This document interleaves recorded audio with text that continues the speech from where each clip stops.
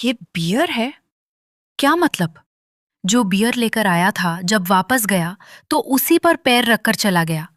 इसका मतलब है कि वास्तव में कोई साइड एंट्रेंस से आया था और इसी रास्ते से भाग भी गया।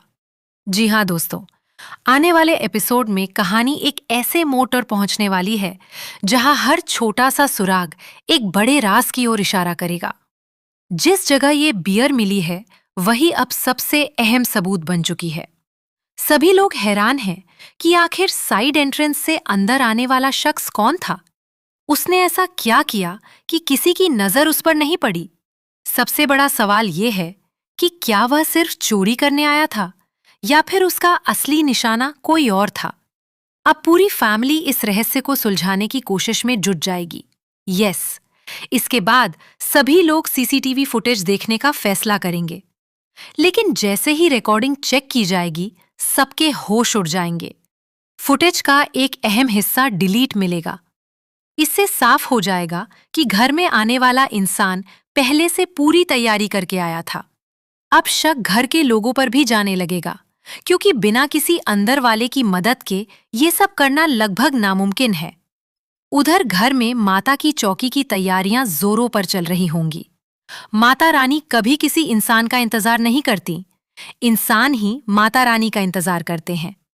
ये बात सुनते ही पूरे माहौल में एक अलग ही भक्ति का रंग छा जाएगा। सभी लोग माता रानी की पूजा की तैयारियों में लग जाएंगे। लेकिन दूसरी तरफ एक ऐसा सच सामने आने वाला है जो इस धार्मिक माहौल को भी तनाव में बदल देगा। इसी बीच लड़की कहेगी, मैंने टोनी को फोन कर दिया था, वह मम्मी को लेकर चला गया। अब मैं कॉलेज जा रही हूँ। मुझे पता लगाना है कि टीना के साथ ये सब किसने किया। वह अब किसी भी कीमत पर सच्चाई जानना चाहती है। उसे पूरा यकीन है कि टीना के साथ जो हुआ वह कोई हादसा नहीं बल्कि एक सोची समझी साजिश है। इसलिए वह कॉलेज पहुंचकर टीना के दोस्तों, स्टाफ और सिक्योरिटी गार्ड से पूछताछ करेगी।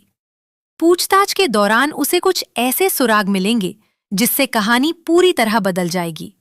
लेकिन तभी घर से फोन आएगा, नहीं, हम घर जा रहे हैं, माता की चौकी के लिए। लड़की असमंजस में पड़ जाएगी। एक तरफ टीना के लिए इंसाफ की लड़ाई है और दूसरी तरफ परिवार की जिम्मेदारी।